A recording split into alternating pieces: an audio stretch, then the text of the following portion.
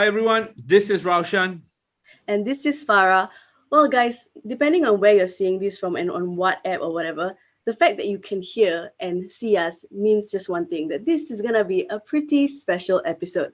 Now, the conclusion of Matchday 14 meant one thing, that we've come to the end of the second round of fixtures. And that also means we are at the halfway point of the 2022 season. Plenty to discuss and plenty to rate. But before that, as always, we do have to introduce our special guest for this very special episode. So, Raushan, take it away. Wow, that's a big task to introduce two heavyweights of Singapore football. Let's start with the man who's made this all possible, the co-founder of The Final Whistle and the journalist at the Straits Times, Deepanraj. It's a long time. Welcome back to the show. It's good to have you with us. Thank you. I know I've been having a lot to eat these past few days, but heavyweight is not too kind of word to use on me. Well, speaking of heavyweights, let's move on to the next heavyweight. Khairul Asyraf, you've been on the show plenty of times. We're honored to have you back in a very special episode. You're doing good? Yes, always good and happy to give my 5 cents worth. I think some will argue that's much more than 5 cents. All right, as Farrah alluded to, we've got a very special show lined up. So Farrah, there's plenty to get stuck into. Why not you kick us off? Instead of going top to bottom, we want to do it bottom to top. So let's first begin with the Young Lions, who currently sit at the bottom of the table on 4 points. They've played 12 games so far, won 1, drew 1, and have 10 losses to their name. Just a little note, last season, they were also on 4 points, 12 games into the season where they drew 4. So my first question, I guess, has the under-23 SEA Games and the under-19s derailed any little hope that they have left? Deepan, maybe you want to start us off here? So if you talk about the different campaigns that the Young Lions have been involved in, for sure, I think it does affect preparation or the games in the Singapore Premier League, because you're talking about traveling, you're talking about a very fixed mindset towards a particular campaign, which was the case for the SEA Games. And you cannot deny, the fact that it would have affected their confidence. You're talking about 1-0 win over Cambodia, a draw with Laos, a game they almost lost.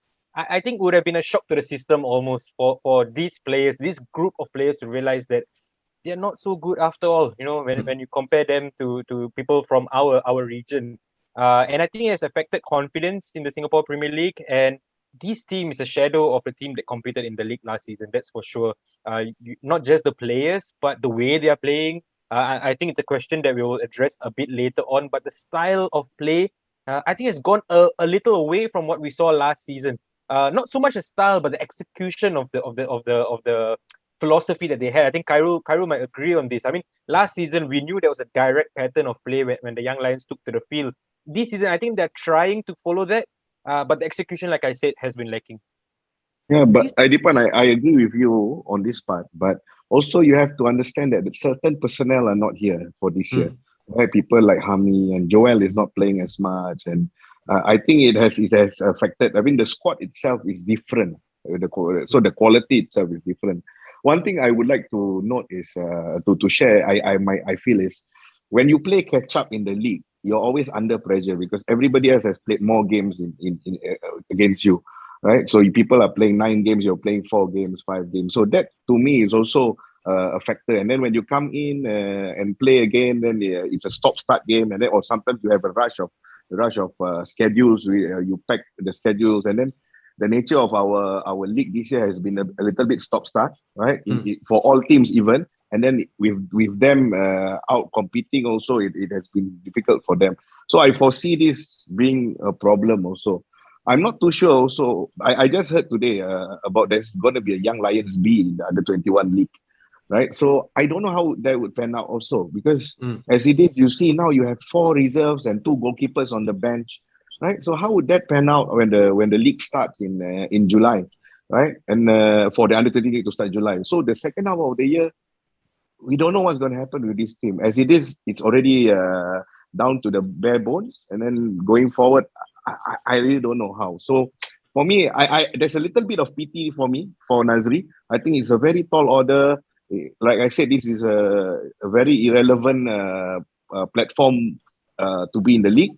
And furthermore, with all these problems, I don't know where we're heading with this.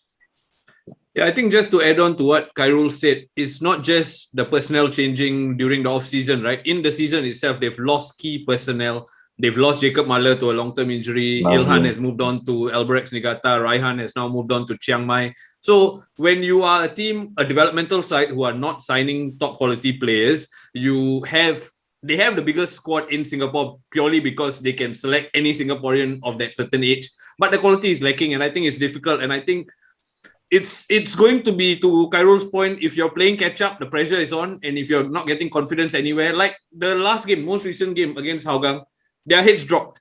And I think that can happen to the best of teams, but especially when you're a young team lacking leaders in that spine. You see Shah Shahiran wearing the armband and doing it so well. Later we'll talk more about the players who've done really well this season, but Shah Shahiran has stand out. But how much can Shah carry on his very young shoulders as well, right? Which then brings me to my next question, which Deepan touched on earlier.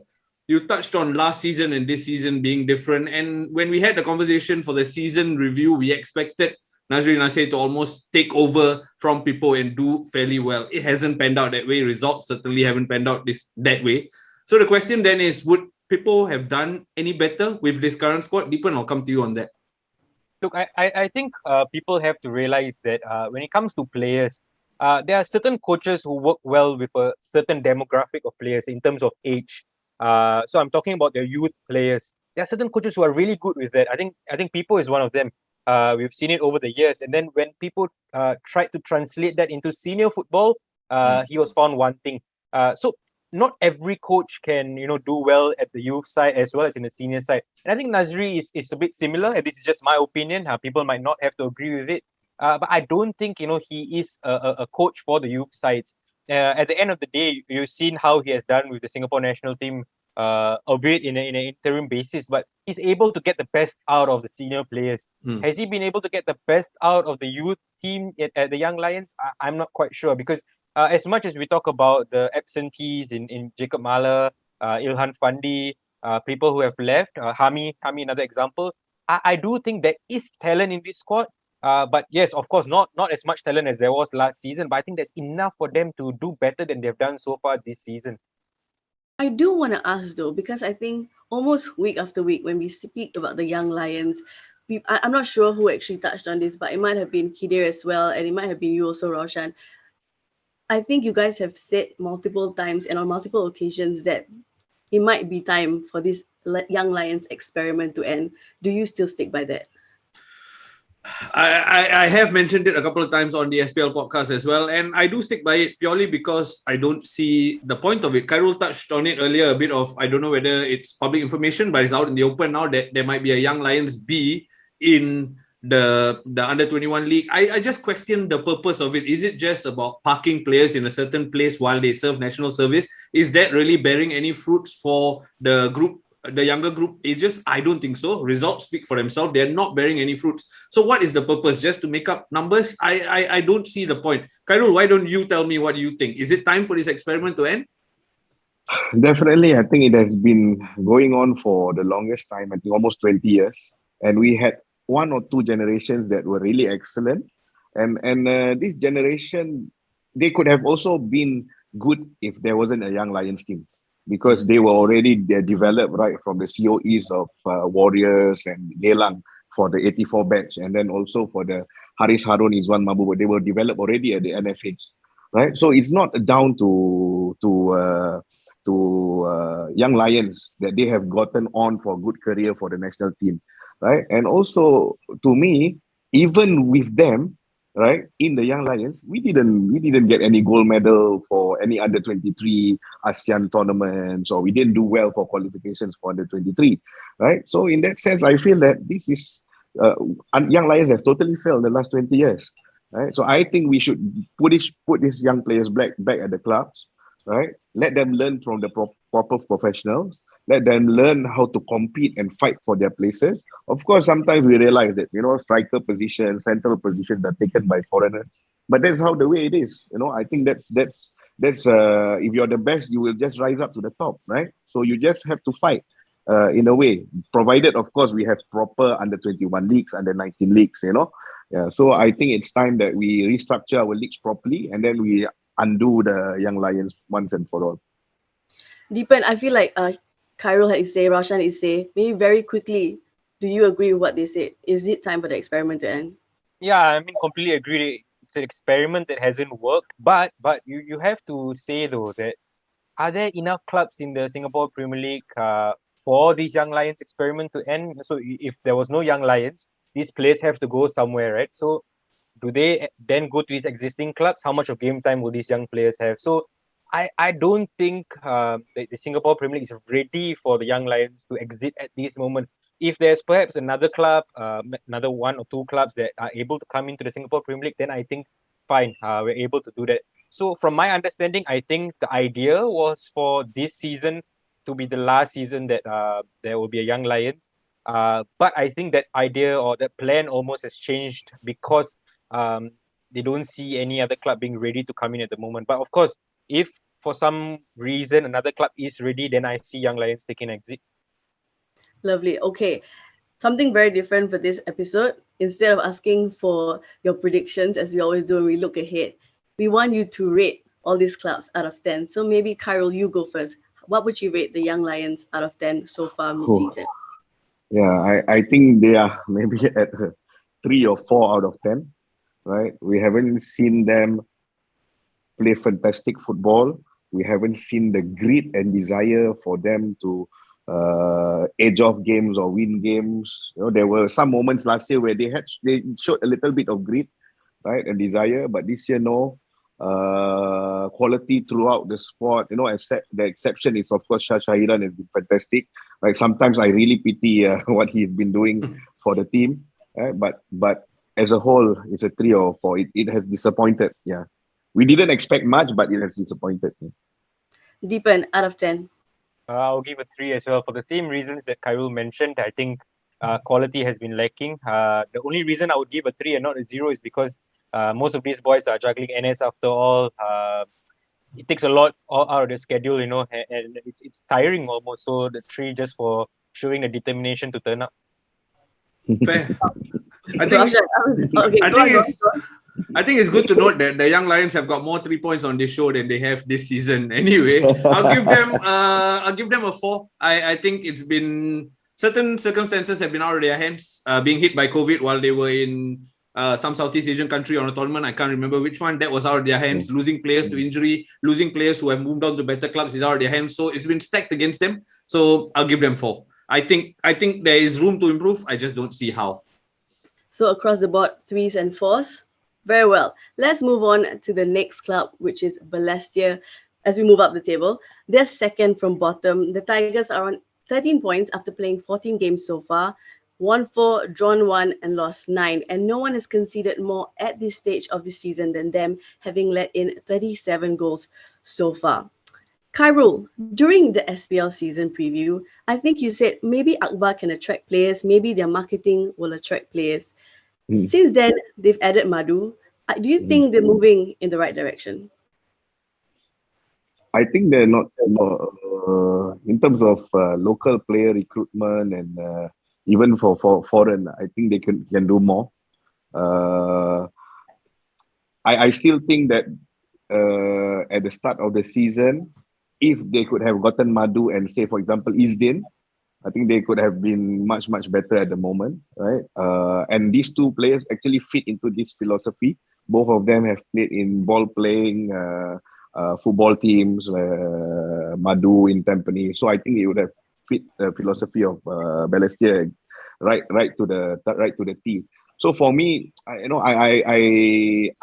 thought that they would be a bit better, right, at the halfway point. But I also understood that it will be a journey, and it will be a rocky journey, because at the end of the day, you have to understand that the players that they get, some of them are main players for the other teams, their teams previously, but some of them are fringe players. So if you want to come in and immediately expect these players to bring into a new philosophy, and local Singapore players are not trained to play on the ground right from they are young. No, they are right from young at COE level or youth level, they play long ball all the time. And suddenly at senior level, we are expecting them to suddenly train for a month and play like Barcelona. I think it's very, very tough. So I think the marketing has gone further than the reality, right? So I think people will need to also manage the fact that Balestier will need more time. But Akbar will need more time. And then, of course, they need to get better players at the end of the day for the foreign and the local ones, right? So hopefully this will increase the appetite of the players who really want to get involved with Balestier for next season. So this is where I am now, where I see Balestier now. Yeah. Deepan, don't worry. Khairul's quote wasn't the only one we picked out during the SPL season preview. You also said something about Balestier where you said this will be a learning season for them. How much do you think they've learned from Akbar 2 rounds in? I think along the way, we have seen Akbar adapt to what he has at his disposal. I think the kind of football they tried to play early in the season is not quite the same that you see right now. He has adapted along the way because he has realized at the end of the day, he has got to work with what he has. And let's be honest here, the players he has, you really can't climb up the table with the players that they have. I mean, you just look at this as an example. I think a couple of matches ago, he put Bruno on the bench. This is your foreigner.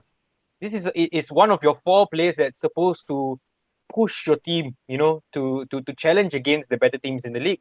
And then you're leaving Bruno on the bench, which says it all. If you think that your local is better off playing ahead of your foreigner, then it says it all. And unfortunately for Akbar, I think Bruno's contract ends at the end of the season.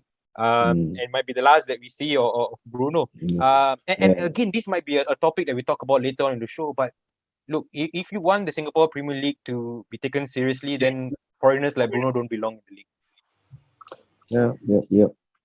Raushan, But it was I think quite difficult because he was on a 2-year contract already when Akbar is here. He had 1 year running, so I think they couldn't change him. Yeah, but also on the topic of foreigners, I felt Jumbo has always been there. I think he could do something, but I think Kondo to me has always been a question mark. He didn't complete games last year and too young. He's very young, very raw.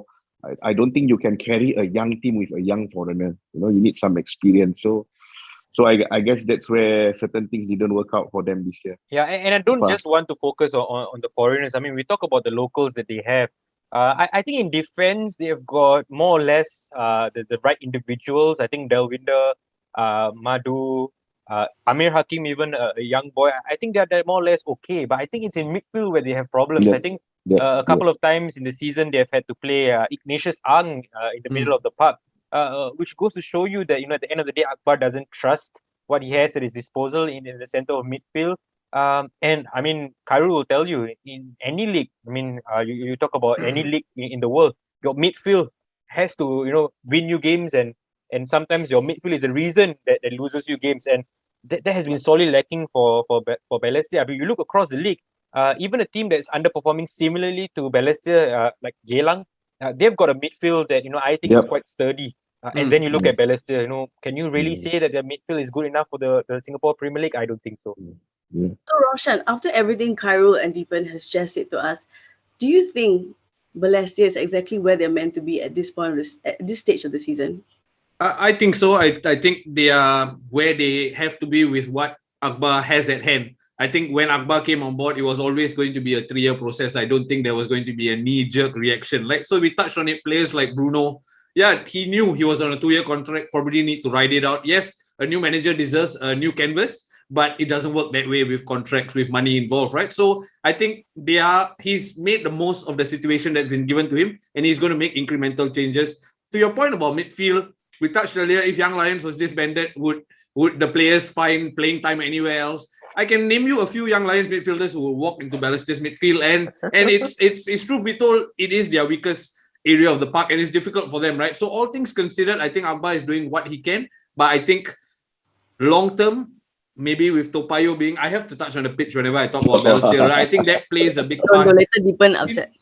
The list of things that Akbar has beyond his control, Topayo is high up there. Topayo Stadium pitch is high up that list as well. So I think all things considered, they are where they are. They were never going to push for a continental competition spot, right? So it can only get better from here with various different things falling into place. So I think Akbar has earned himself enough time to see out the project that he set out to do. I mean, well, Akbar, I think from the start, and I think it's been very well known that he said that it is going to be pretty experimental. But what can we expect from Balestier and Akbar for the remaining two rounds, Deepan?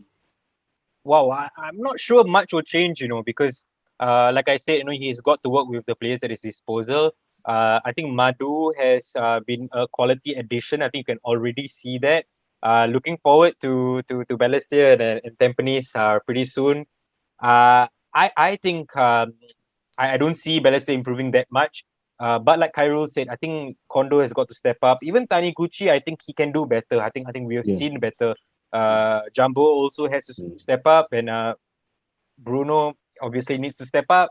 Yeah. Yeah, I think they just got to add more goals from outside the front three. I think the rest of them have to got to chip in. One thing I'm quite surprised about is that Akbar hasn't really tried Ho Wai Loon in midfield. I think we've seen him, do that at Warriors. I think Wai Loon has played in midfield at Warriors, and it worked out quite well. So maybe Akbar will use the remainder of the season to try to be a bit more innovative. Let's see. Or what do you think? Can we expect improvement from the Tigers in the next two rounds? I would think that the improvement will not be so much on the emphasis on the philosophy, right? I think he will be a bit more flexible to include a little bit more directness into the game. So I think the improvement will be on the points. Because to be fair, there were games like against Tanjong Pagar where Balestier had a very, very good first half. They could have scored goals. Even last game against Geylang, the Japanese players, I think three of them had each had one miss or at least two misses, open misses, right, where they could have won the game. And so for me, I feel that I think that the players will have to adapt and step up. I think people like Taniguchi, who has often been further forward, now playing slightly lower, must step up into their new roles. Kondo now in a different role where he is asked, he's required to give more, so he has to step up. So all in all, I think they will get points more. I think they will get more points, but they will not forego the philosophy. But I think there will be some adjustments over there. Yeah, so I that's why I think they have to learn, of course, over the course of the season. So at this point of the season, what rating would you give them? For me, it's a 5/10. Yeah, Decent. yeah, Decent. 5/10. Deepan, what about you? Yeah, I think you've got to give a 5. Can't really say anything lower than 5 because I don't think we expected much anyway. So I would say 5. Raushan, rating. I'm smiling to myself because I'm afraid like we're going up the table, right? So the rating will just go for 5, 6. No, hopefully not. There will be different ratings as the teams that we speak about. By 5/10 seems about right in terms of what Balestier hope to achieve and what they've put out, right? So I think they need time, and I think he will get the time. And 5/10 seems about right now. All right, let's move on to the next team in question, and that is everyone's favorite, Geylang International, who have so far amassed similar number of points to the Tigers so far. They're on 13 with 3 wins, 4 draws, and 7 losses. The Eagles are 6 on the table and edge just slightly on goal difference. So, guys, I guess the main question here is, are we all surprised that Noah Ali is still in a job? Raushan, maybe you want to take this first. Wow, through the firecracker right this way. I think quite honestly, I think it's been very difficult for Geylang this season. But they've turned it around miraculously with 2 wins on the trot, and now they find themselves level on points with Balestier, who we've spoken about deserve time and all that, right? So Noah Ali, when they were in that run, yes, the X's were out. In any other league, I feel he would have been under a lot more pressure. But I think he's deserves some credit for turning things around. 2 results, 2 clean sheets. Yes, you can say lucky results. Yes, you can say rub of the green. But he's unleashed players like Umar who have paid dividends to his selection, right? So whatever the naysayers may say, I'm surprised Noah Ali is still in a job, but I'm not saying he deserves the sack now. I think he deserves a stay of execution, and it's not how our league works. We don't chop and change managers during season unless they choose to go to another club or something like that. So I think Noah Ali will see the season out. He's earned that stay of execution, showing that he can turn things around. Sorry, just to before anyone chimes in, we talk about Akbar and Balestier Khalsa about how this is the start of a process, and rightly so. I mean, because a new guy has come in, It's going to take time for the players to understand his ideas. But if you actually think about it, Geylang are quite similar in the sense, no, because you're talking about Noor Ali having almost a new squad to work with. So he's got a new squad to work with, which means that players will have to learn the way that he wants them to play. So in some sense, it's almost like they are also at the start of a new process. And who do you blame for this? I think you've got to blame the management, because they weren't able to stick to the same squad and try to build from one season to another. Maybe Noor Ali had a part to play in recruitment as well. But from what I understand, he didn't get his first choices or even second choices for most of the local players that he wanted to get. I think Zuzul was his choice. I think Bezakor was his choice. But beyond that, I'm not sure if he really got what he wanted. And I think some of the players, like we talk about Zuzul, a lot was expected from him. I think he did start the season well, but as the games go, you start to realize that he's not really fitting into how Noor Ali wants his Geylang forward to play. I think that's coming under a bit of scrutiny as well. So your initial question about does Noor Ali deserve to be there? I think in this league it's very hard to say, like I mentioned, because Geylang have not gotten the same squad as they did last season. It's almost like a new template to work with, and I think he deserves a bit more time, and he's showing that in the past few games they are getting better. Even before these recent wins, I think they played very well against Tampines. Unfortunate not to get a win. Played very well for 80 minutes against Young Lions and then lost. I'm sorry, they drew the game. So I think he deserves a bit of time. I think these players are starting to gel as the games go by. I think to Deepan's point, where Geylang are now starting to look like they're, making things work a little bit right now. But at the start of the season, and whatever that's happened from the start of the season till this point, we always knew it was going to be difficult for Geylang. But has it even exceeded our expectations, which were already very low from the start, to be honest, Khairul? I want to put the point to Deepan. So when Akbar came in to Balestier, the idea was something new, new philosophy. And then you look at the recruitment, and the recruitment were players like, okay, you have established players like Darren, right? But Darren is just he got his few caps in Geylang, and then you get Wailun, who is a fringe player at Lion City, and then you have Gareth Low, you have Ignatius, you have Adam Hakim, so all these kind of players. And then on the same breath, when we speak about Geylang, right? In goal, you have Zaiful Nizam, right, who's a national goalkeeper. You have Abdil, who has won the AFC Cup with Home United. Faisal Roslan, who was also a starter, right? And then you have Shaheh, the left back, who has always been a regular at Balestier, right? Tezuka, who was amazing with Albirex. Bezakot, a Europa League player. Zuzul, who is banging goals all the way. So now in a way, that this team is more established in the team. So the measure of a coach also is how you get the best out of players. You cannot be too rigid in how you impose a system, because if you get a certain player, you have to make sure, okay, this is a player that you play to your strength, right? So if Akbar comes in with a philosophy with young players, okay, we can accept that, no, because this is the direction of the club. But for Noor Ali, he has started a project 3 years ago, right, with a group of players that was supposed to be top 2 in the league. It didn't happen. He had problems with those players, and then he's had to work with a new group of players and good group of players. It's not fringe players, right? It's good group of players, and he struggled. So for me, that measure is there. So you can't really say that, because these two very different situations. So that's why I feel that, we can give him time, but 11 games is too long. Right, too long for a coach to bring out the best of his players. So in that sense, I felt that for the question that Farrah asked just now, I think he should have gone by the 5th game. And now, okay, stay of execution. I think 2 games is not enough. If he goes on for another 4 games, yes, he deserves a good review and an extension of contract. But he got an extension of contract, right, at the point that he didn't win, and after at the tail end of the 11 games, right? So I feel something is wrong over there for him to be given another contract. So, but I don't know now, since they have a new assistant coach. I think this assistant coach will be Azmi will be. He helps with the morale of the team. So maybe they could go on a good run. The feel good effect on it. But as it is, this is what my stand is. he should have gone at the end of the 11 games, not get a contract extension for 2 more years. Yeah. So what was the question, Farrah, before this?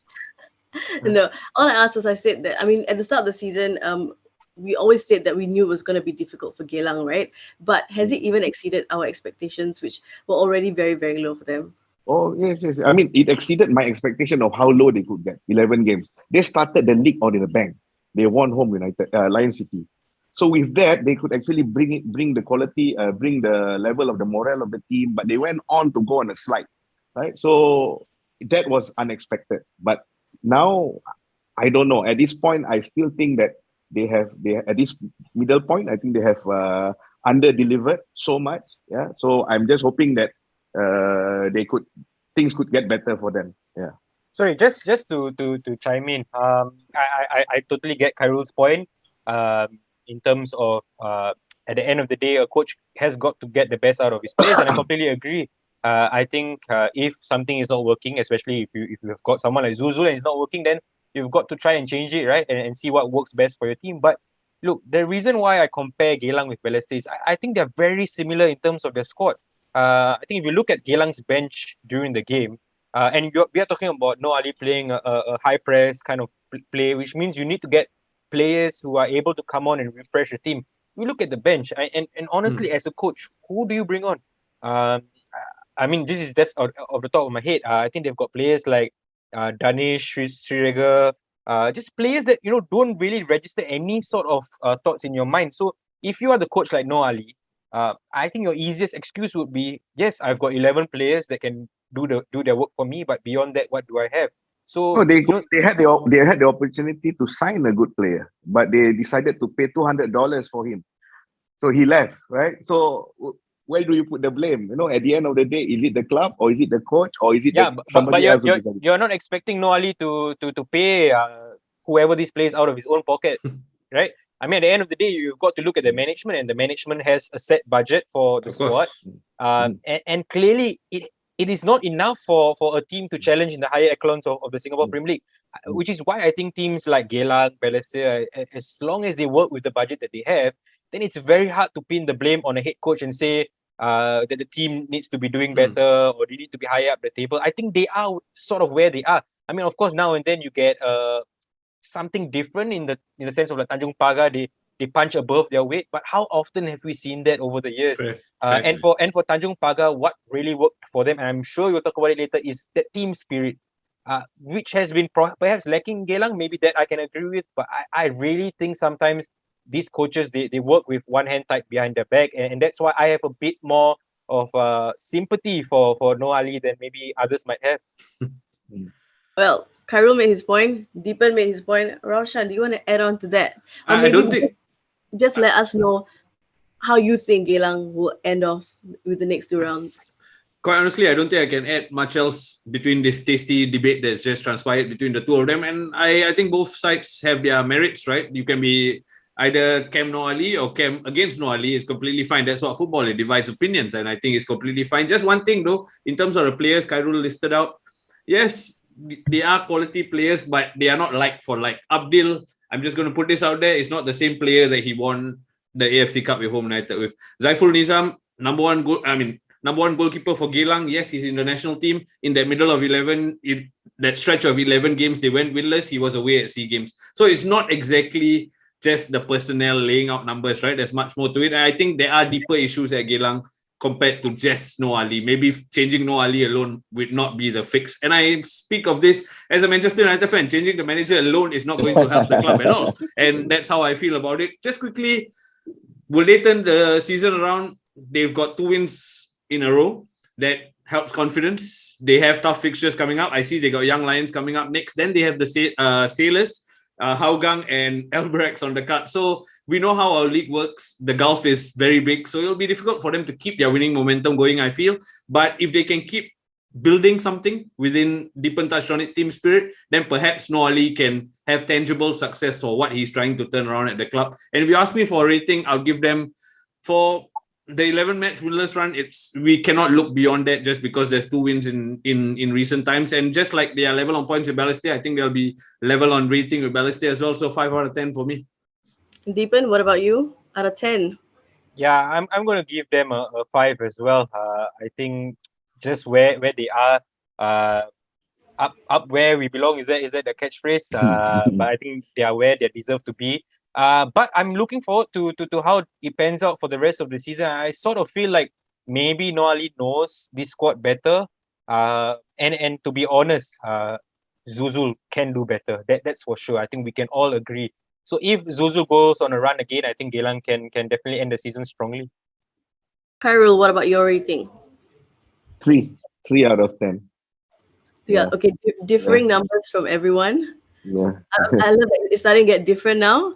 Okay, so now we'll see what everyone's rating is going to be for our next team, which is Hougang, a side that we expected so much from this season, but are currently sitting in fifth.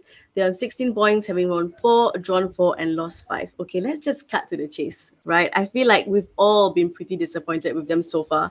But I think my question here is, have we expected too much from them, or is our disappointment warranted because of the business they've done? Because I did a little bit of digging, from last season. At the same stage, they've played 13. They are on 23 points, having won 7, drawn 2, and lost 4, which really isn't the biggest gulf in difference, is it? So, have we expected too much from them, Deepan? I don't think we expected too much from them. I think if you look at their squad on paper, it's a fantastic squad. Of course, people will point out the obvious, which is that the defense is lacking someone really good to lead them. But I think they have been very disappointing. And this is really down to, I think, tactics more than anything else. They've tried to do something a bit different this season and it has not worked out for them.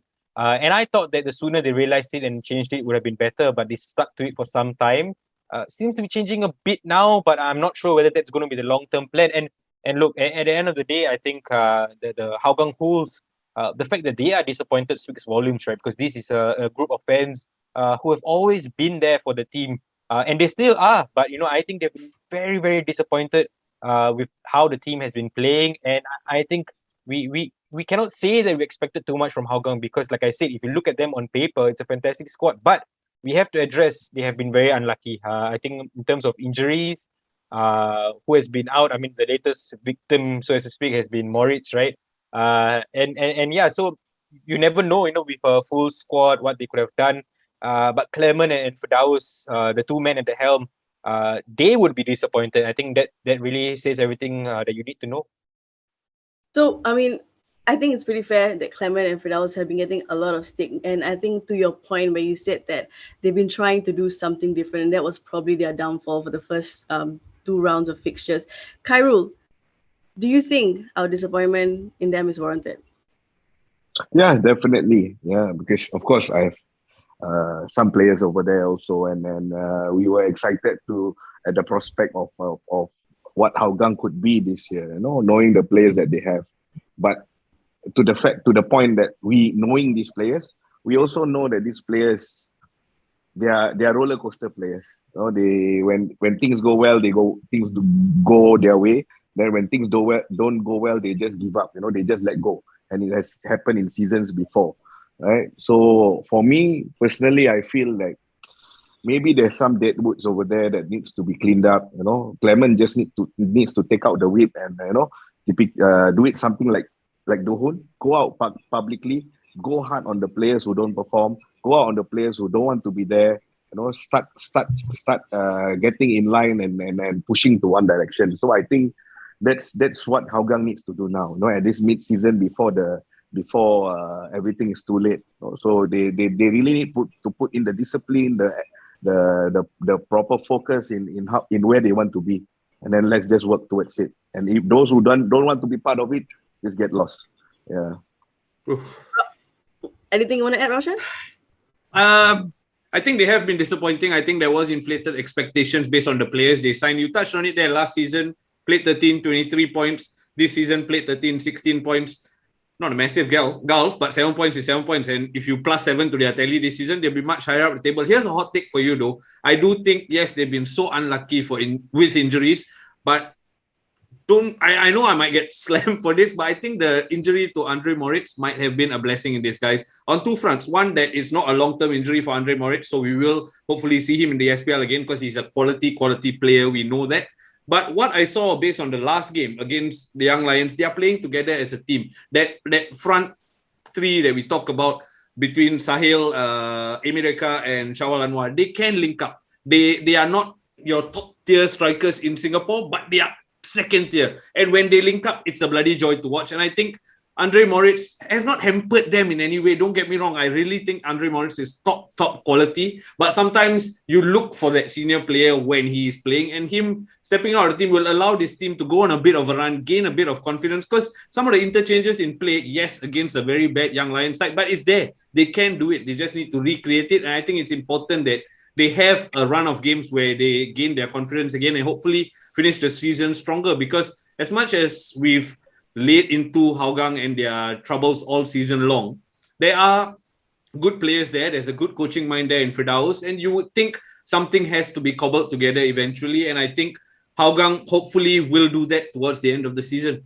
You know, the funny thing is, I had a bit of time earlier this week, and I was just looking at Hougang's website. And you know, if you are going to Hougang's website and you look at it, they still have last year's team as the Singapore Premier League squad on the website, which really tells you everything you need to know about the state of things at Hougang at the moment. You know, just looking at Hougang, because when you think of Hougang, you think of a squad that is well managed, well run. You would think, yeah. They've got resources. You can see it from the signings that they make, and then you can't do something as simple as your website. You don't have a well-oiled team this season. Something that people talked about, they announced that they signed a defender by the name of Arthur Jesus, I think, and then Never been addressed. Been addressed. Fans were a bit unhappy about the coaching and the management from Clement and Firdaus, and I understand, and this is from sources within the team, that apparently when they were in the AFC Cup, the players came out to show their appreciation to the fans that travel, but Clement and Firdaus walked away without anything. So you see, at the end of the day, you can say that you're a brilliant coaching mind, which is what Firdaus is. Can be argued, but you know, you cannot treat the fans this way. I mean, these are the fans who have stuck with you all the way. There could be another side to this story, of course. You know, Firdaus might feel that no, this bunch of fans have been disrespectful. But this group of fans deserve more. They deserve more from the team. They deserve more from the coach. They deserve more from the club. And I hope that these players deliver now till the end of the season. We've got Idraki coming back. Jordan Vestring is in the team. So a lot more to look forward to. And you talk about a brilliant coaching mind. I think Clement and Firdaus have what it takes to turn things around. And I'm hoping towards that. Whether they let us down again remains to be seen. At least this time we know how to deal with it. But go on, Farrah. No, so both you and Deepan have said that you hope that they will end the season on a high and continue this. But can we expect an improvement for Hougang for the next two rounds, Khairul? Yeah, I think so. Provided things are in place. Yeah. So I hope there's unity in the direction of the club. Right. Again, like I said, no, Hougang has always been a bottom club, right? And they have always behaved like a bottom club. If you're a bottom club, you will behave like bottom club.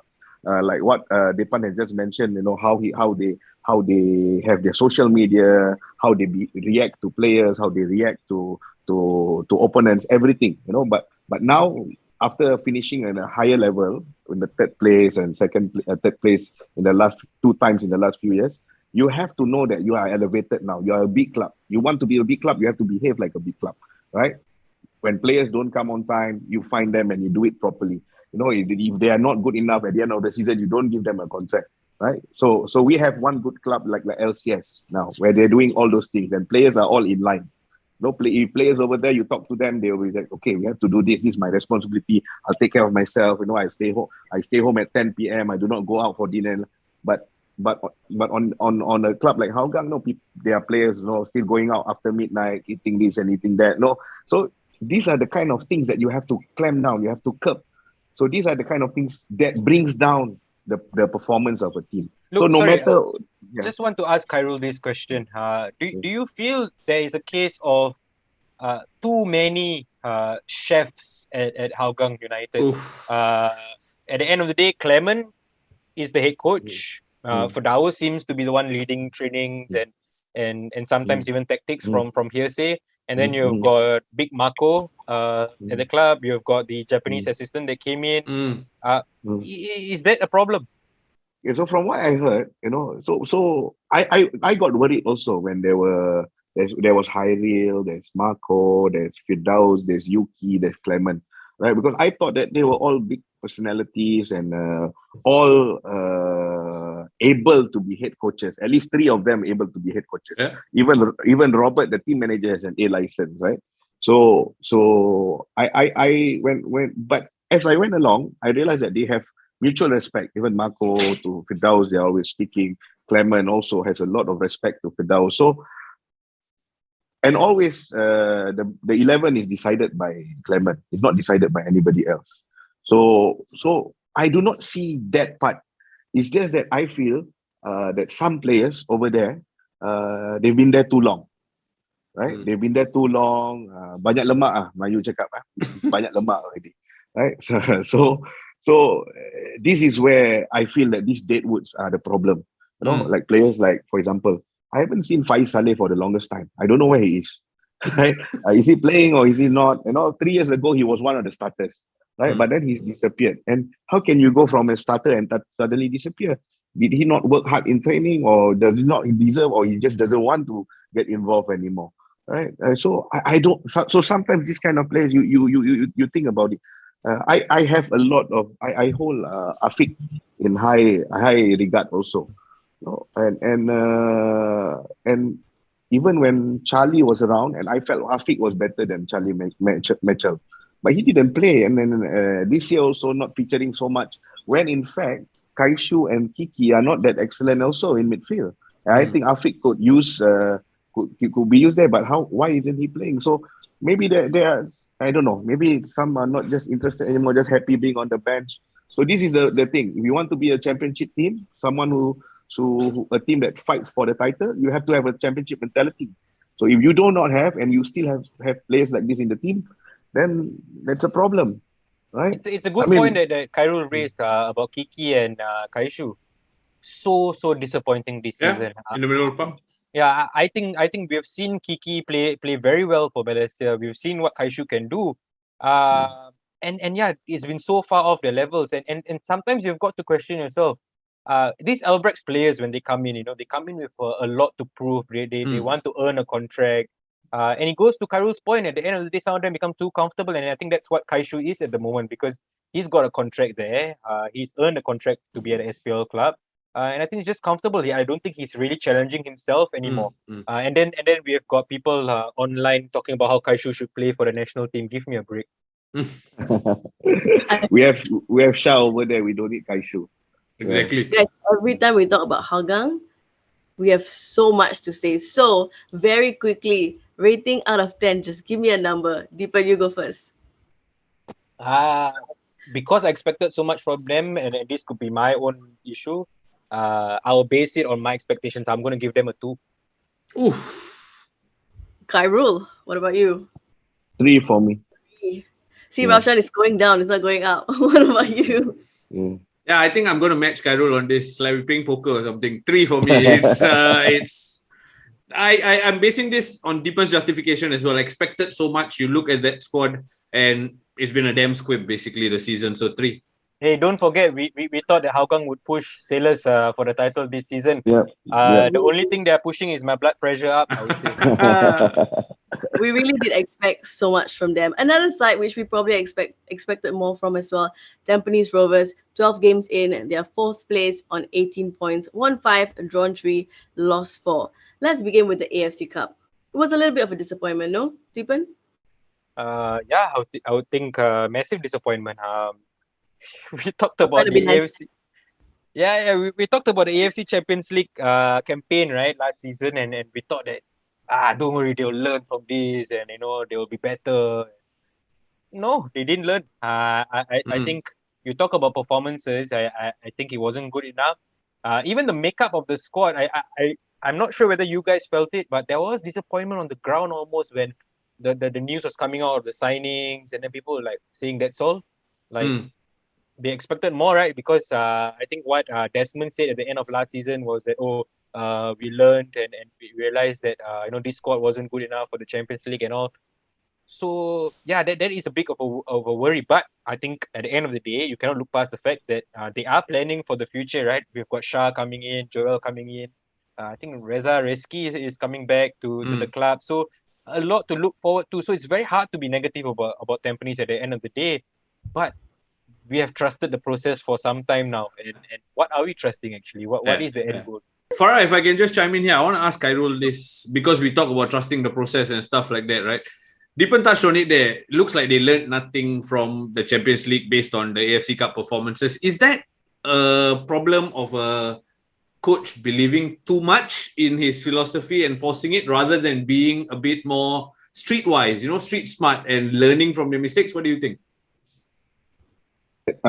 From Champions League, I mean, last year, I mean, Deepan spoke about Geylang not getting the support of players from the management and getting the players that they get. Similarly, Tampines is at the same level. I think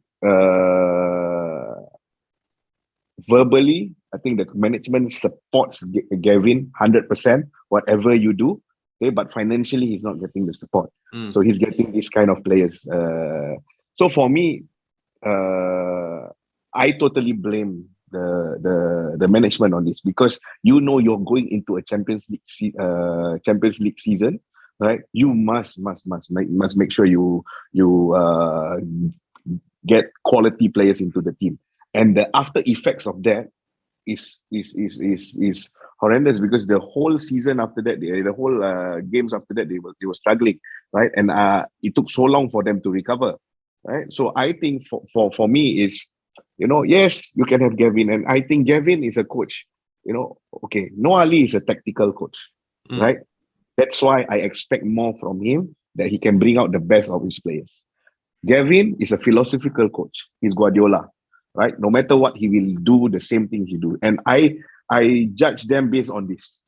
So I don't mind Gavin failing, even with his philosophy, because his philosophy is correct, right? I not say correct, as in he's through his philosophy. He understands what he wants to do, and he will do it. But Noah Ali is a tactical coach, so he works around tactics. He works like a chess. It's a chess game. Not everything is about us imposing our tactics. Sometimes we work around the tactics. So it's totally different, right? So to me, that's why like Akbar and Gavin is very close in terms of how they want to approach. It's about their philosophy and getting it in. So that's why for me is I would blame the management, because you got a coach that who has this philosophy, and you must back him up with the players that he can do it with, at least to challenge at Champions League level, right? But he doesn't do that. They don't do that. So I blame the management on this. And so the gulf is too big. We can understand, and I cannot fault Gavin because he is how he is. Yeah. So you say the gulf is too big. What are then the realistic targets for Tampines in 2022? Would it be AFC Cup qualification again? Oh, we talked about Champions League before, but if AFC Cup, I felt that it was a disappointment, right? Because of course, he didn't have the players even for AFC Cup, but at the same time, I thought he could have done more, right? I think the team could have been set up a little bit better to manage both. Like I said at that time, KL was struggling, even in the league, and PSM Makassar. I know Indonesian football, that is a lot of Liga 2, Division 2 level players, because PSM is having a lot of financial problems, right? So they have a lot of issues with players.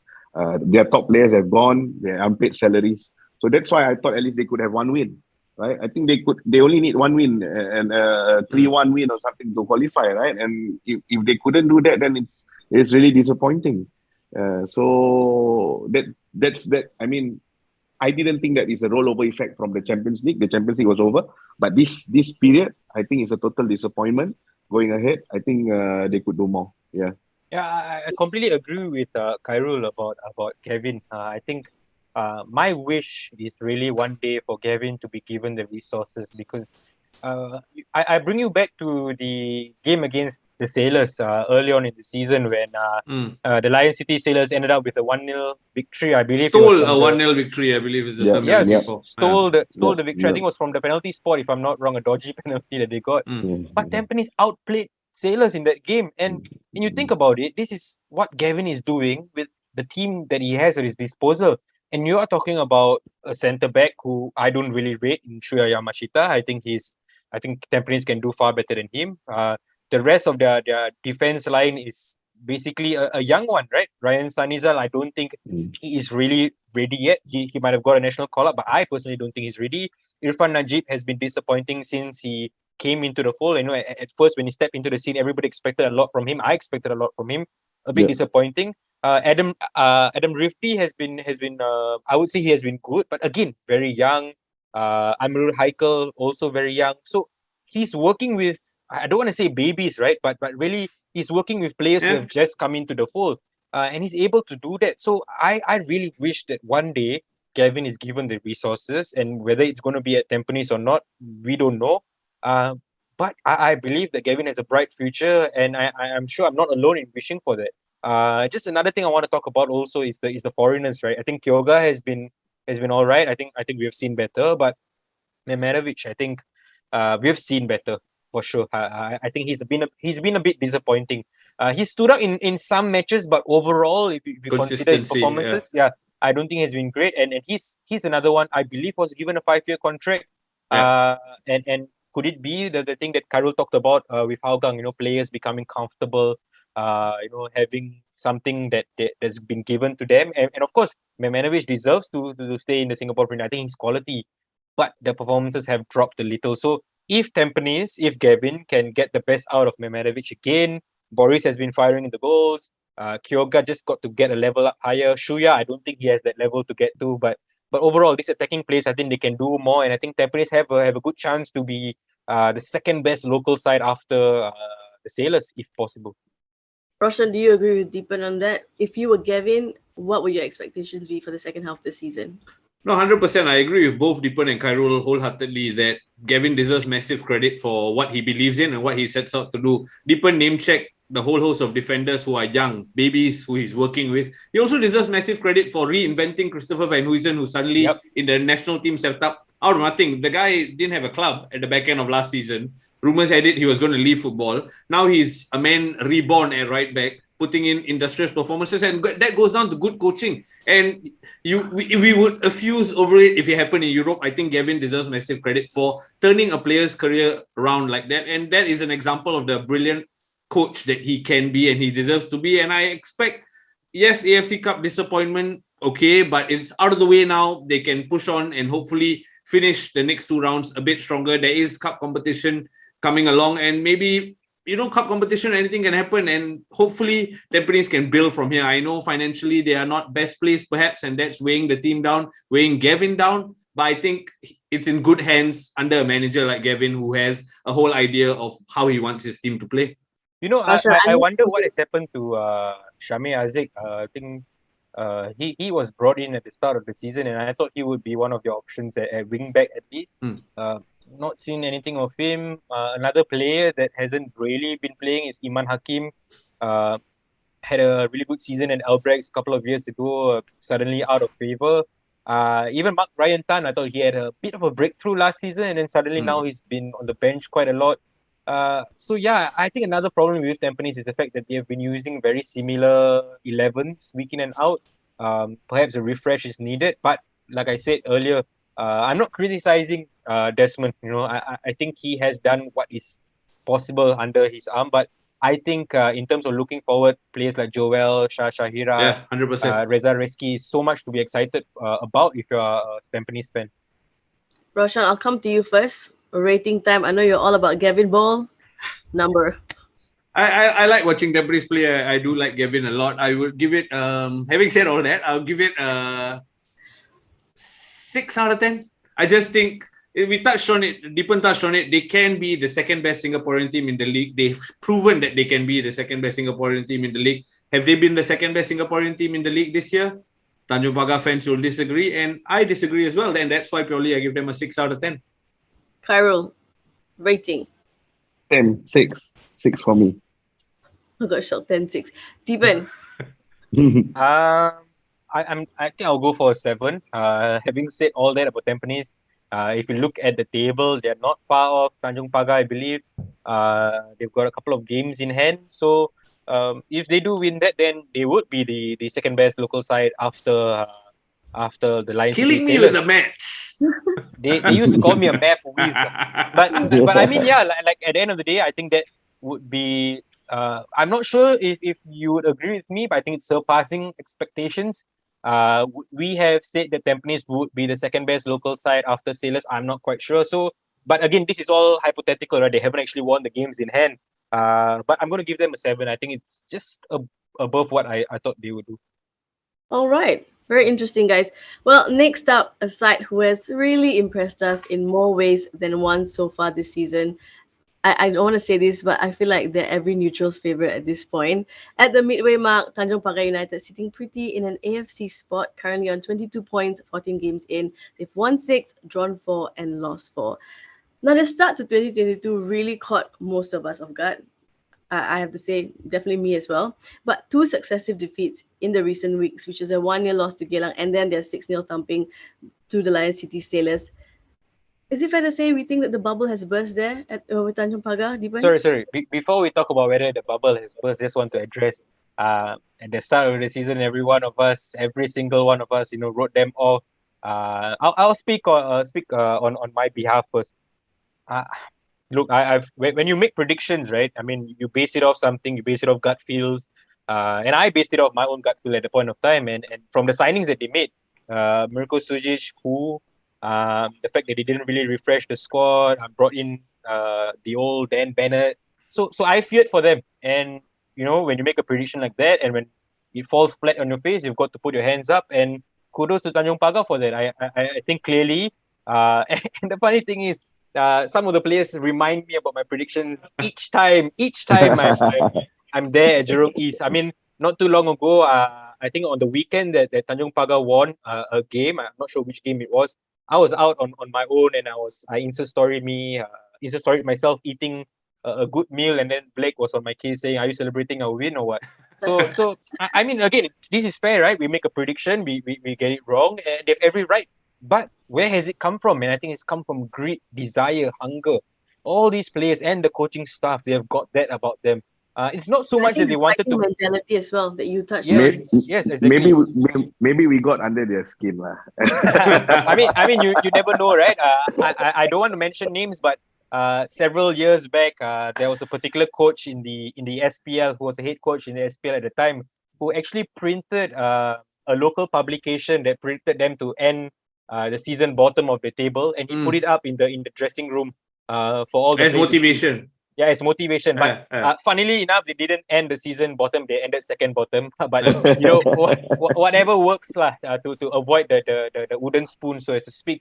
But Tanjong Pagar, really, I think I'm not wearing a hat, but I take my hat off to them. They have really, really, really big quality. I mean, when you look at Tanjong Pagar, some people have this very wrong impression that they park the bus and just sit back and they soak up. Yes, for some games they do that. But some of their wins have been quality wins. I remember the game against Tampines, especially, and they've shown quality. And really kudos to the coaching staff for that. I asked the question to Khairul earlier about whether too many chefs spoil the broth at Hougang, but that clearly hasn't been the case at Tanjong Pagar because of a very good synergy amongst the coaching staff. So, Khairul, do you think, after what Deepan has said, can we expect Tanjong Pagar to keep this up for the second half of the season? I think yes. Not keep up as how they went through the first round.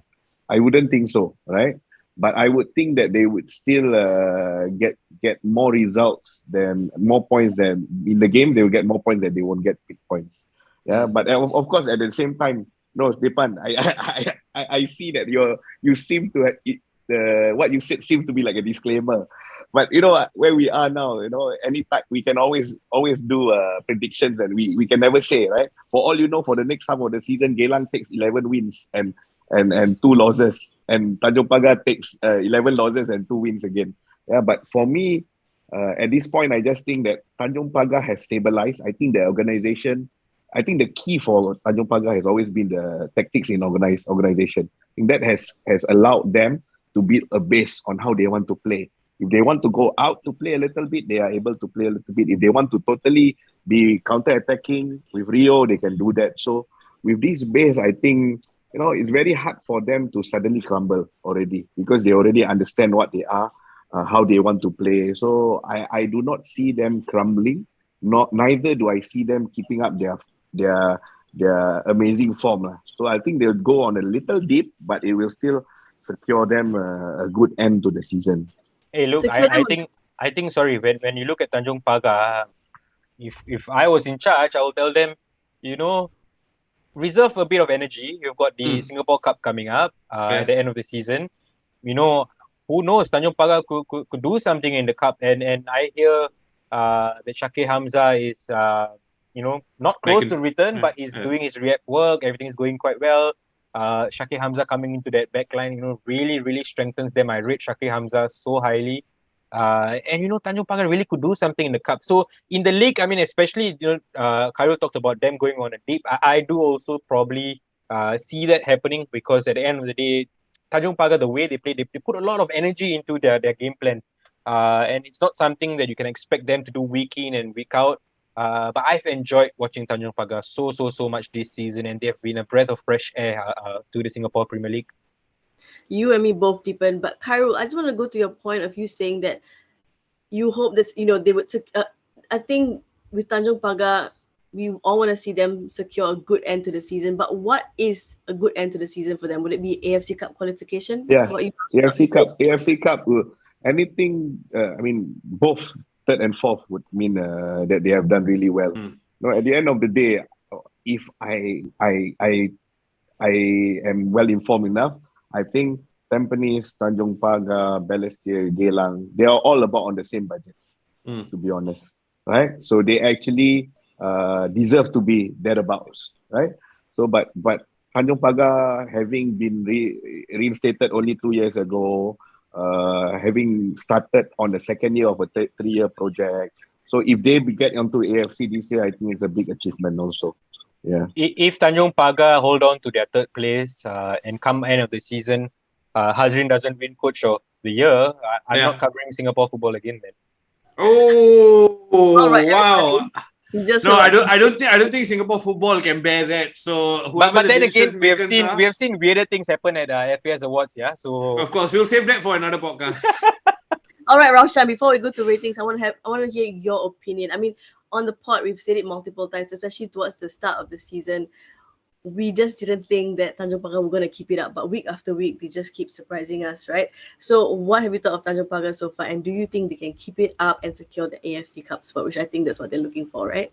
I don't think, honestly, I can top what Khairul and Deepan have said, and week on week, I've said the same thing about Tanjong Pagar. All I can say is, we talked about Hougang, that complacency. Tanjong Pagar, the antithesis of that. Everything that is wrong at that club is being done right at this club, and to think 3 years into a project of being restarted. I think Alam Shah said it on the final whistle on the podcast some time ago about how it was also last minute, also haphazard. And to think where they are now, I mean, honestly, we give players like Blake, we give players like Farrah credit all the time. I want to single out each and every member of that coaching team who've made this possible. And I think that's why they will finish strongly this season. Yes, we talk about a wobble. Yes, we talk about their bubble bursting. Maybe the bubble won't be so big, but the bubble will remain intact, and I think they'll ride it out this season. And I honestly hope, for the sake of Singapore football, they are what you want. That's why they relate, not because, they go on a fairy tale run, therefore they're everyone's favorite neutral team. They can relate to a common man.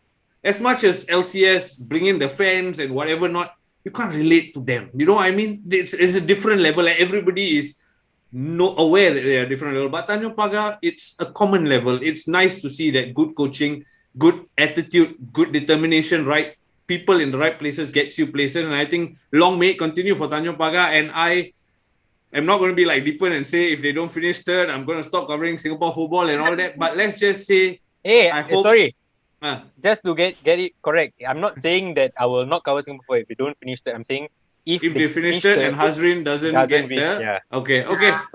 Fair. But all I'm saying is, I'm pretty sure decision makers are listening to this. I'm pretty confident of that. So whoever you are, we don't want to lose Deepan, but we also more importantly, we want credit given to merit, based on merit, and I hope that happens this year because they deserve massive credit, honestly. They definitely do. So rating time, Raushan, I'll come to you first. I'm expecting a pretty high rating for this one across the board. So Raushan, go. What gave it away? But anyway, if we based on the assumption that Hougang had high expectations, they fell flat, and I gave them a 3. Similarly, I had low expectations, and this team here have far exceeded my expectations. I'm gonna go out on a whim and give them an 8.5. Deepan, go on. Oh, now go 0.5 all. I give them a 9. Fantastic. And long may it continue. Khairul? A 9 for me also. Yeah, 9. Well, as expected, pretty high ratings there for the Jaguars. Guys, I know time has absolutely flown by, but we are now down to our top 2. Albirex up next. Not sure how often they've been the chasers over the years, but the White Swans, 13 games in, they are on 28 points with 8 wins, 4 draws, and just the 1 loss to their name. Now, they went through a little bit of a wobble with 4 draws early on in the season, but since then, 6 wins on the spin, 22 goals scored, including a win to cut the Sailors' lead at the top. Fair to say Yoshinaga is working his magic now? Khairul? Yeah, so I've always had a lot of respect for Coach Kazu, and true enough, So when we think that he took a break from Singapore football for a while, and he came back, you think whether he still has it, no? Because he was working with youths and in Japan. But of course, the youths in Japan are of the same standard here of Albirex.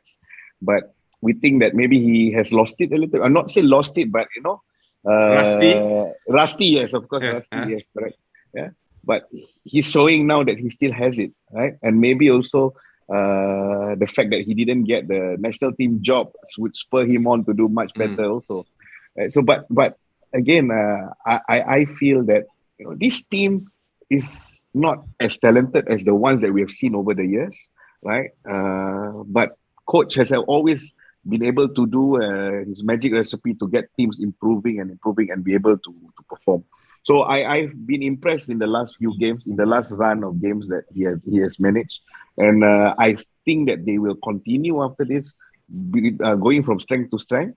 And if that's the case, then of course we are on course for an exciting end of the season race. So I hope that this can go on, right, for the sake of entertainment for the league. Yeah.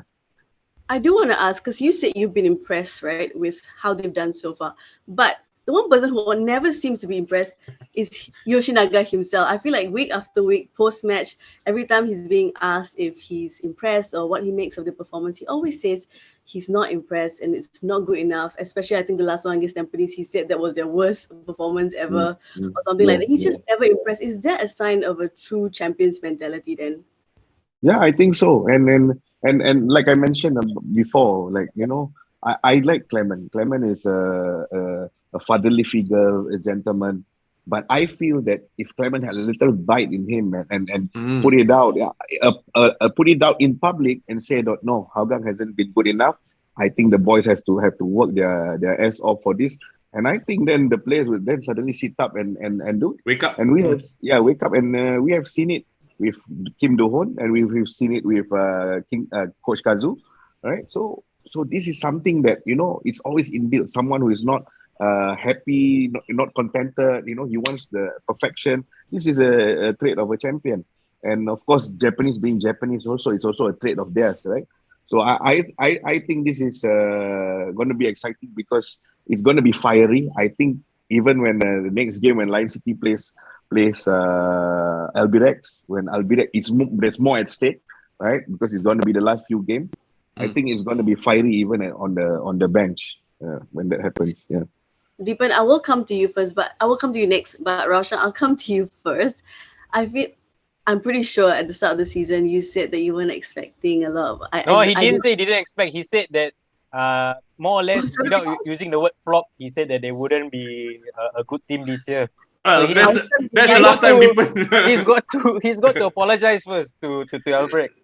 That's the last time Deepan's Go on, coming on Raushan. this spot. No, I'm kidding. Jokes aside, 100%. I stand by it. I did say that, and they've proven me absolutely wrong. What I'm watching in front of my eyes is a joy to watch. Honestly, Khairul touched on it. They may not be man for man the most talented squad they have, but boy, do they come together as a team. And I think that deserves massive credit. It comes down from King Kazu, Coach Kazu, King Kazu. He probably deserves the title King because you talk about coming out post-match and saying the team is not good enough last time out. I recall last year, he wasn't at the helm, but I think they drew 1-1 against LCS and there was some wild celebrations. He tweeted saying that's not good enough for this team. And that itself shows you that he doesn't need to be in the job. Can you imagine what he's doing now to these boys when he's in the job? And I think honestly, I take my Deepan took his imaginary hat off a while ago for a team. I'll take my imaginary hat off now and tell you that Albirex have come together to be part of this title race and have done it excellently well. And I don't think it's just King Kazu. We talk about the manager needing good management. The signing of Ilhan Fandi. In the years gone by, they haven't signed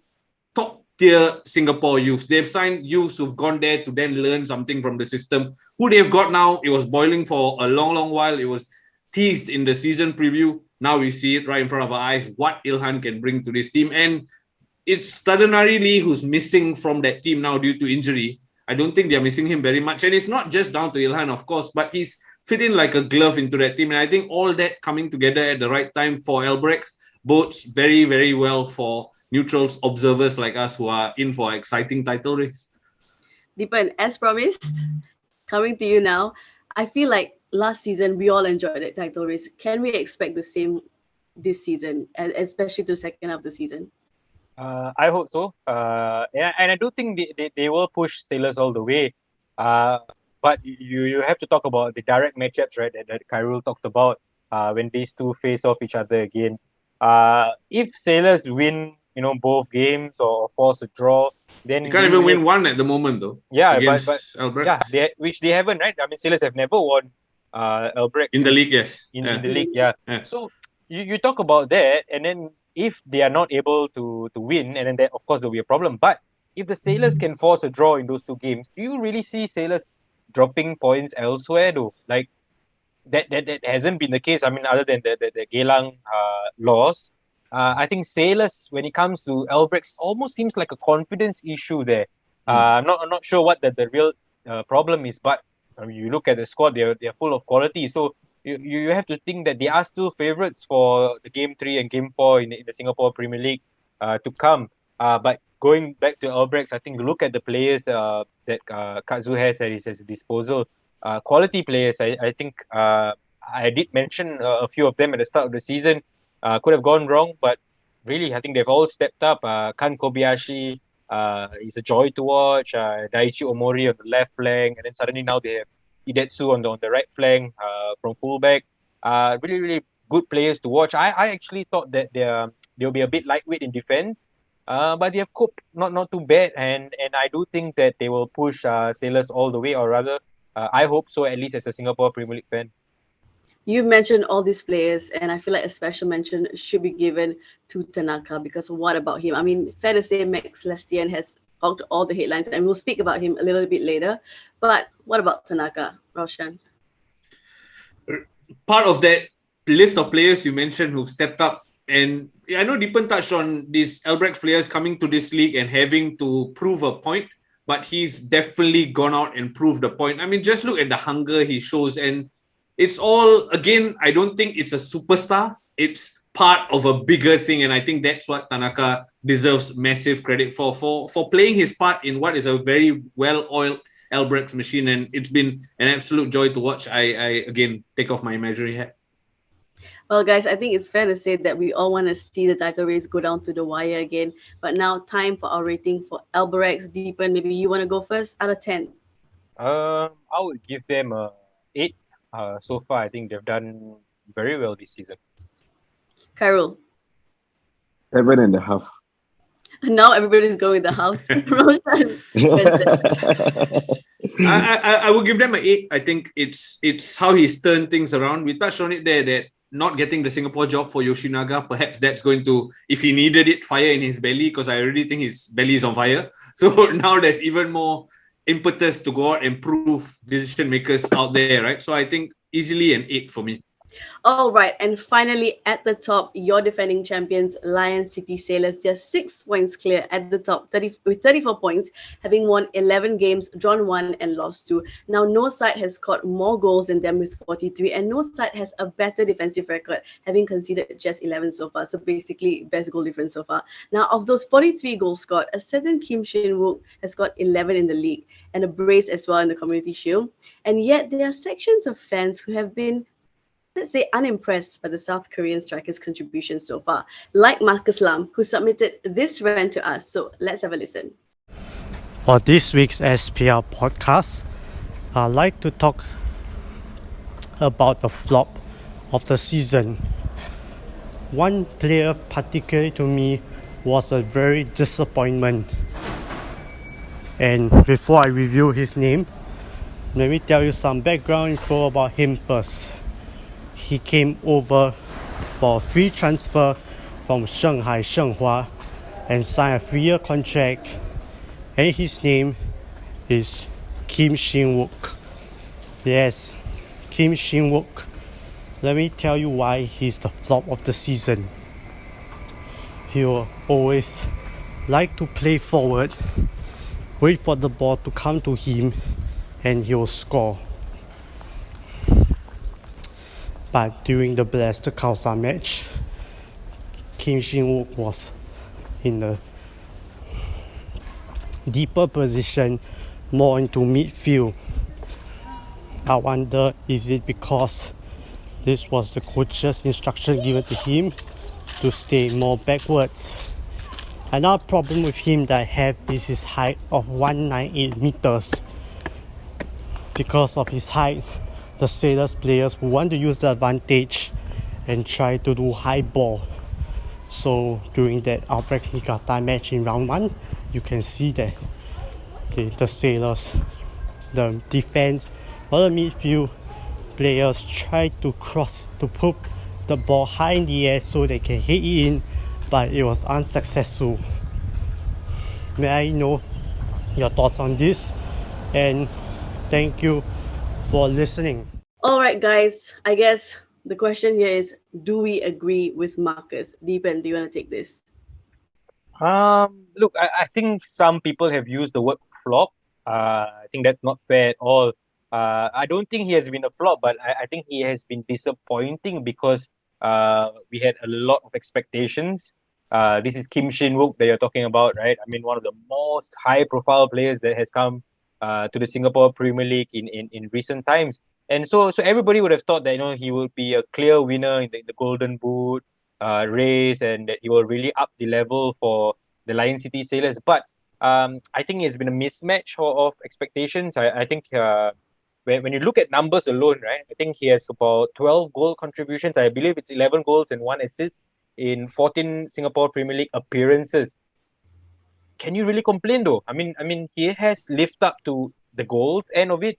Of course, people would have thought that it will be more, but this is only the midway mark of the season. He could very well end up still being the top scorer, right? Because with the chances created by Lion City Sailors in each game, he can score a hat-trick in one game, a hat-trick in another game, and then suddenly he's in front of Boris. So I think we've got to be a bit patient. Another thing I wanted to talk about, and this one maybe Khairul can chime in. Kim Shin-wook has been, playing around the globe, so as to speak. He was in China previously, of course, played in the South Korean League. And more or less, these countries, they play on grass pitches. At the end of the day, I think people don't really understand the differences when a player like that moves to a league where we play a lot on artificial pitches. And I think that has an effect, not in terms of just game day, but your recovery. And sometimes you look at Kim Shin-wook, he appears not to be at 100%. And I don't have the insight on this. I don't know whether he's not fully fit, whether he has other niggling injuries. But he doesn't seem to be at 100%. And at the end of the day, the ground that you play on might make a difference. But also, I think the coach, he wanted a target man, right? I think Khairul will confirm this. He wanted a target man at the start of the season. And they thought that was a style they wanted to play. So now that in some matches, especially in the Asian Champions League, when they played without a target man, they played almost with a very fluid front line with Song leading the line. Then suddenly people realize, oh yeah, like Sailors look much better with a fluid front line. Yeah, I agree with that. But they came into the season wanting to build on this, having this traditional number 9 and then playing around him. Has Kim Shin-wook always gotten the service that he needs? I'm not quite sure. And when I talk about service, I'm talking about service that suits the striker, a striker like Kim Shin-wook. So I'm talking about the aerial delivery that it's really on the plate for him. It's not always been the case. The goals that he has scored, the delivery has been top notch. I mean, at the end of the day, he scored against Albirex, and that's not something that many Sailors players can say, right? I mean, some of them miss when they're just yards away from goal. So Kim Shin-wook has delivered, but has also not delivered to the expectations that some had set. But I still think he can have a good run to the end of the season. Khairul, anything to add on that? Yeah, so Deepan was asking me about the effects of artificial grass, right? When we had Barry Maguire and Silvano Convalius in Singapore, they did also mention about the effects of the grass on their recovery, right? Especially when Silvano was in Tampines Hub. At that point, I think the pitch was very thin already, and it had an effect on his joints and his muscles, right? But for for Shin-wook, I feel that Coach Kim needed someone to bring in there's also only one Asian slot, right? And he needed someone he could trust, someone who was influential, someone who could bring his ideas onto the field, be his general onto the field. So I guess on that part, from what I've gathered, that has ticked a lot of that has given a lot of boxes. On the part of goal scoring, I think we can't fault him. He has been scoring, so he has done what he's supposed to do. Yeah, but of course, I think maybe because of the level of expectations that people have on him, right? Being a Korean international with a pay scale like that, people are expecting him to do bicycle kicks every game, diving headers every game. But of course, I think he has done reasonably okay, right? And I think it's sometimes not easy to adapt from a high level of league to a league of ours. So I think after this, in the next six months, I think he will be better, and of course he'll be scoring more goals.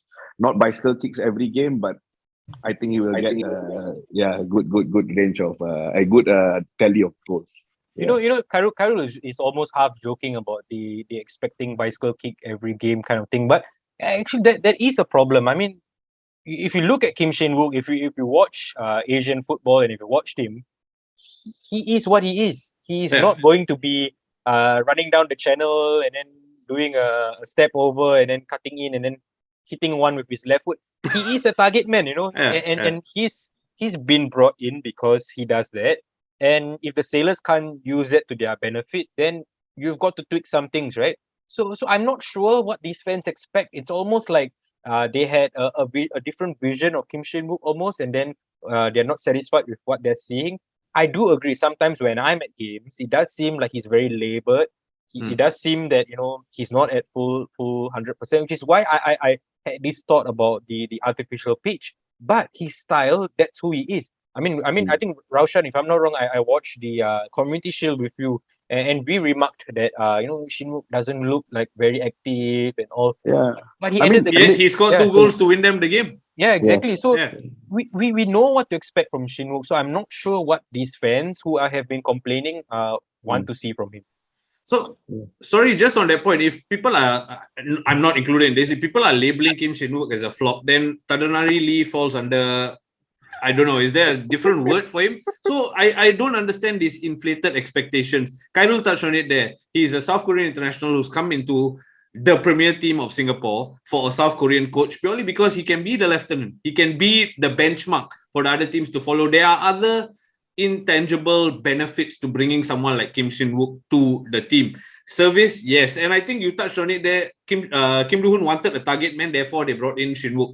But I think Kim Do-hoon has also shown his class to realize if I bring in Kim Shin-wook, that's one strategy. Let's say that's plan A. Then there's plan B of playing Song up front, which is entirely different. So you can't compare the both and say one is better than another. It's not one size fits all, right? That's not how football works anymore. You have different strokes for different matches. And I think LCS have that flexibility with someone like Kim Shin-wook. And I know there's been comparisons with Stipe Plazibat, who used to hold that role. Of course, Stipe is a very different sort of player, but if Stipe was in Kim Shin-wook's position, is it then so different from playing Song in that position? You know what I mean? So they wanted flexibility when approaching different targets. AFC Champions League was obviously a huge target for them, and they left the AFC Champions League with their heads held high. And I think all this plays a part when you think of you need to look at the big picture. You cannot just say, "Oh, I watched this game. He doesn't run enough, therefore he's a flop." I think that's nonsense. Yeah, I mean, if you talk about last year also, if you talk about you want to compare Kim and Shin-wook and Stipe, right? There were games where Stipe, I felt there was frustrations within the team on Stipe also because Stipe didn't get into the goals that he should be getting, and George was more of a threat as a striker than Stipe, right? So I feel that it's an upgrade definitely, and if people say bring Stipe back, I say no, of course not. Shin-wook is still an upgrade on Stipe, and Shin-wook brings a lot of other things that we can't see on the football field also, or coach. Yeah. All right, guys, let's move on from the topic of an individual to the team as a whole. I mean, sure, the Sailors are top and sure they look pretty much best at everything. But the question now is, can they fend off this Albirex surge to defend their crown? Deepan. I do expect them to do that. Look, there have been some games where the Sailors have played, and you wonder, wow, like why have they not been able to beat Albirex? And you talk about Lion City Sailors right now. I mean, just based on the last game, is this new? It's not really new, but they had Haris back in midfield in that game, right? And then they had Amirul Adli and Pedrao in centre back. Could this be something that they look at? Because Amirul, I think he's a decent enough centre back to start for them. I think he's good enough to start for them. He's a national team defender, and then Haris gives that bit more of a solidity in the middle, which then allows the attackers to really flourish. This could be something they look at, because if you have Shadan a bit further up the field, that adds to your creativity at the front third. Could this be the magic that they need to beat Albirex? It remains to be seen. We're getting close to the rematch, but with the quality that they have, no chance that Albirex will be able to pick them. But as a fan, I hope that it goes close. So that that's what happened last season. No, till the end, till the final match day, we were really hoping. So, if to answer your question, I expect Sailors to close it out, but I want it to be close. Now, Khairul, I think when we spoke a couple of weeks back, you made your point on if you thought that the Sailors, if you thought they could defend their crown or not. Yeah. Is it still the same? Has it changed? The thing is, we don't see Lion City dropping points against any other teams except Albirex, right? So, and I think also at the back of Coach Kim's mind is finding the recipe to win Albirex, right? Like what Deepan said. So like the game that they played previously, they were playing with Song, Shadan, and I think they changed after that second half. They changed to Anu. I think they were finding the right mix of how to counter Albirex, right? So with what Deepan mentioned, I think that there is a possibility because Haris gives a lot of dimension to the midfield, Shadan as well. And the best part I feel about this combination is Diego is playing as a number 10. Yeah, because Diego was playing lower, and then after that he went forward. Yeah, in the last game. Yeah.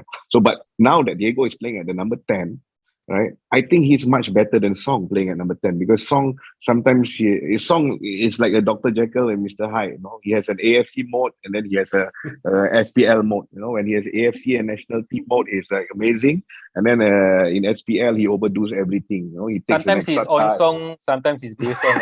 Yeah, that's so that's why in the local league he takes the extra touch. He makes the rush shot, all this kind of nonsense, right?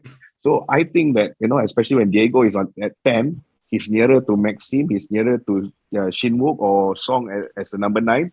I think this team is devastating. It's going to be amazing, right? So I feel that once he gets this permutation right, and he goes along, I think it's very difficult for Albirex. So I think he's still finding the best way to play Albirex. Against any other team, they already know it's almost a 3 points, right? A guaranteed 3 points. So for me, I still stand to it, right? They are going to go very strong, but like Deepan said, it's if there is hope, because last year was whether LCS can nick it. Now, if Albirex give a little hope to others that they can nick it a title, then we can be glued to our seats till the end of the season. But for me, I think LCS will not say run away, but they'll be in a comfortable point position. Raushan, I don't think it will be fair if I don't come to you. So, can the Sailors fend off Albirex and defend that title? I think so. I expect them to. I think a lot has been said about this LCS Albirex clash, right? Just those who have stuck through all this while. 29 July, that's when LCS are playing Albirex Nick. That's not very far away, so that's going to be very interesting to watch, right? I think it's very hard to look beyond the Sailors at the moment. I mean, look at Max Lestian, hat-trick of assists, 11 already this season. That's the highest number last season. That's quite mad, right? So how do you look beyond a team with a player like that? And it's not just him. Shadan, probably, I don't know if this is statistically correct. Maybe the listeners can chime in if I'm wrong, but I think Shadan has, in goals return, I think this is one of the best I've seen in a long, long while. You see Haris chiming in with goals. We talk about Haris suddenly playing deploy in midfield and everything. I think what I think will win LCS this title is the fact that Kim Do-hoon is constantly learning and trying different things. He's not just, this is the formula, we found a winning formula, therefore we're going to play. He's willing to try, willing to adapt, all with coming over that Albirex hurdle. I think that's what he has front and center in his mind. And I think eventually they will pull it off. They are moving to a more dedicated training facility later this month as well. I think that's going to be important in terms of these players coming together, having a home to build from. And I think LCS are only going to get stronger from here, honestly. And as much as I want a close title race, I understand that sentiment. I also want a Singaporean team to just bloody go and whack and show what they got to the rest of the league. That's also a nice fairy tale to follow, quite honestly, because I know money is involved, blah, blah, blah, blah, blah. But hey, we're a Singaporean league. A Singaporean team is flying the flag for us at the top of the table after so bloody long. Let's go and enjoy it because they put up a show every time they play. Well, guys, it's time again for the final time this evening. Rating. Raushan, since you ended that, give us your rating. I mean, after I just went on that passionate plea, if I give them anything less than a very high score, I think I'll be done for it. Just very quickly, I know Deepan put his career in Singapore football on the line, right? If Lestian doesn't win Singapore Player of the Year, I will stop covering Singapore football next year. You heard it here. On Guys, that note, go on, say first. Sorry, just very quickly, on that note, I'm going to give them a 9 out of 10. Oh, not 9.5? Nah. When they seal the title, I'll give them an 11 out of 10. But for now, 9 out of 10. Guys, just so you all know, there's a possibility we'll be without Raushan and Deepan next season. So, Khairul, don't go saying Send in your resumes. All right, Khairul, rating.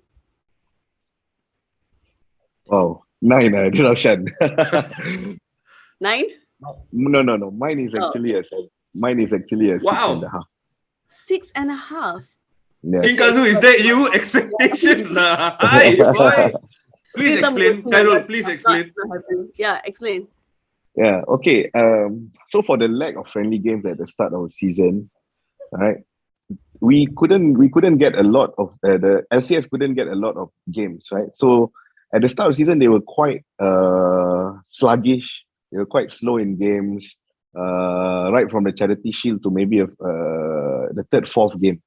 And then it took them a little bit of time to get in stride. Like Deepan mentioned about the game against Tampines also quite recently.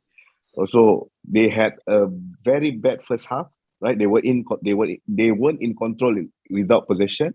And then so for me, as someone who understands and have seen these players from very long, our national players, I expect more from them. I think they should not even allow opponents to get momentum in game. And to be fair, teams against Tampines, like Deepan said, it's babies. babies. They're playing against babies. This is our national team, right? So we had moments like this where LCS had moments like this where they struggled a little bit, and even in Champions League they had good results, but there were also some struggling moments during the games against the China team. So I felt that this team, with all the support, with all that is given to them, good diet, good nutrition, they must achieve more, right? With the fact that they have Max, they have Pedro, they have Shinwo, right, as foreigners. So I expect much more. They should, now when we look at JDT, right, at the start of the season, I said, okay, LCS and JDT, we were to play a friendly game, would be quite close. But if now we were to look at JDT is like a bit ahead, much ahead, right? So to me, on the same the same spending, the same expenditure, I expect this team to really go out and steamroll. And in fact, there shouldn't be any avenues of Albirex having a sniff at LCS. So that's where I'm coming from. Maybe I'm a bit harsh. LCS is only a 2-year project, but that's where I think they should be, and even at this point. Yeah. So 6.5 for me. But I hope they go on to 9 at the end of the season. All right, here's to hoping. Now, Deepan, somehow I don't think it's going to be 6.5 from you. What is your rating? I would give them 8. But I do see Khairul's point though. I think at the start of the season, if you remember our preview, we said they have to win every game, right? Which they haven't. I mean, from the get-go, they lost their first game. So I would give it 8. I think they have been good, but we expected better still. Well, guys, with that, we've come to the end. With that final rating, we're done. All 8 teams through, and I feel like time really flew by. Like, I thoroughly enjoyed it. I hope you guys did too. You guys at home and the 3 of you here, thank you to Deepan and Khairul for gracing us with your presence and your thoughts, and of course Raushan, my partner in crime, as always. To all of you tuning in, thank you to all of you for tuning in to our very special mid-season review. As always, you can hit us up across our socials at The Final Whistle, and to Raushan and me as well at Raushan Says and at Farrah Nair. Till next time, guys. See you.